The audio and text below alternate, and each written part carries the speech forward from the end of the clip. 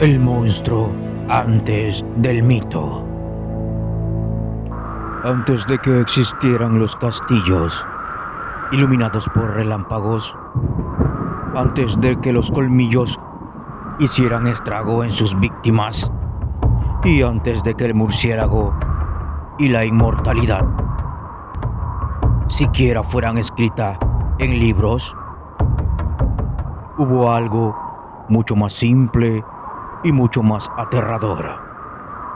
Personas comunes convencidas de que los muertos no siempre se quedaban muertos. En la Europa medieval, morir no era desaparecer, era transformarse en una amenaza potencial.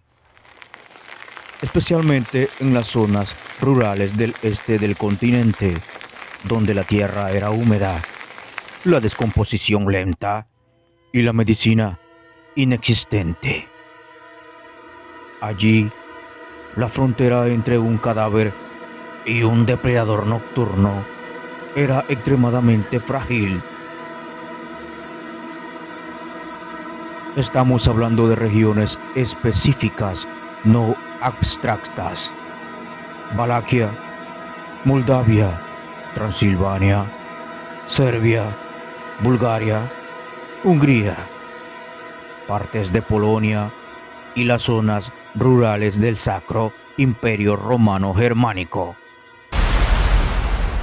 Lugares donde los cementerios no estaban alejados de las casas, sino integrado al paisaje cotidiano, donde los niños crecían viendo cruces.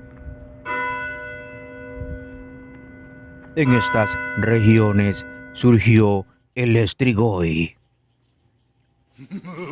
El Strigoi no era una criatura extranjera, era alguien conocido, un vecino, un padre, un hermano.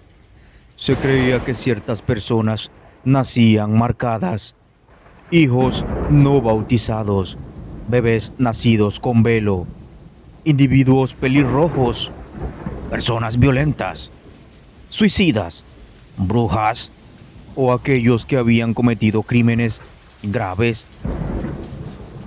Al morir no descansaban, se transformaban para seguir pagando su condena hasta el fin de los tiempos.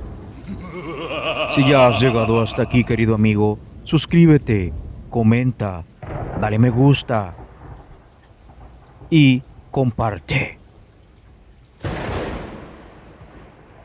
Los testimonios hablan de muertos que regresaban primero a casa. No atacaban pueblos enteros, atacaban con precisión quirúrgica a su propia familia, a las personas con las que habían tenido vínculos emocionales cuando estaban con vida. No dejaban marcas evidentes, dejaban agotamiento, enfermedad, un deterioro lento, doloroso y inhumano, como si algo se alimentara de la vida misma, como si un monstruo te succionara la vida poco a poco. Las familias comenzaban a morir una por una, siempre después de soñar con el difunto, siempre después de escuchar pasos cerca de la cama, siempre tras sentir un peso en el pecho que impedía respirar. No colmillos, no sangre derramada de forma teatral, solo desgaste, debilitamiento, una vida drenada en silencio. Cuando finalmente se decidían a abrir la tumba, el espectáculo sellaba la histeria colectiva. El cuerpo no estaba como debía, estaba hinchado, flexible, a veces con sangre negra saliendo de la boca o la nariz.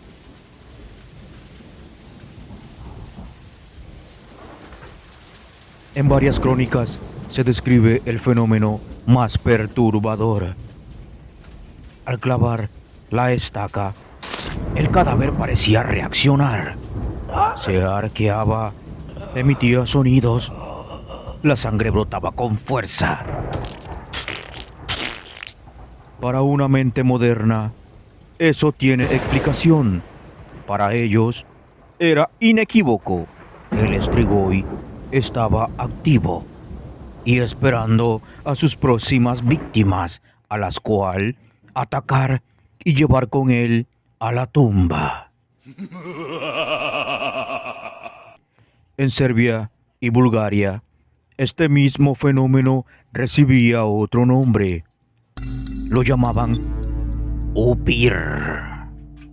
Y aquí el comportamiento se volvía más agresivo. El upir no solo drenaba la sangre, también asfixiaba. Se sentaba sobre el pecho de las víctimas durante el sueño. En muchos casos, la muerte era registrada como misteriosa asfixia nocturna. Siglos antes de que existiera ese concepto médico. Pero hay un nombre que empezó a generar un miedo especial. Un nombre que no describía solo al muerto, sino al terror mismo. Nosferatu.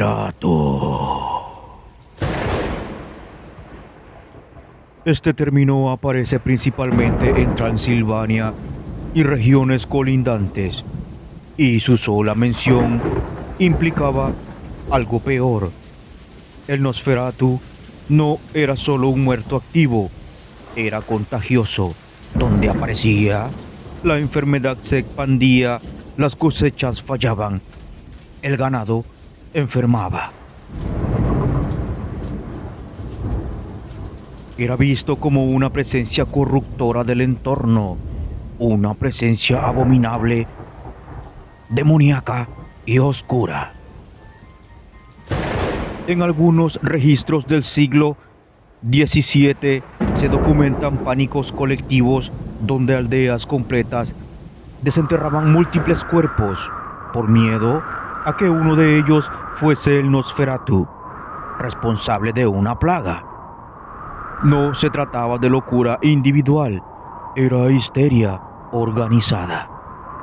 Comunidades enteras participaban en la mutilación ritual de cadáveres para intentar detener algo que sentían extenderse como una infección invisible. Aquí es donde ocurre algo fundamental, algo que conecta directamente con Drácula, porque en estas regiones el miedo al vampiro no era superstición antigua o olvidada, era práctica activa, era ley no escrita. Los muertos eran vigilados, las tumbas se reforzaban, los rituales se enseñaban de padres a hijos. Y en medio de esta cultura profundamente marcada por el terror, al regreso de los muertos, surge una figura histórica que parece encarnar cada uno de esos miedos.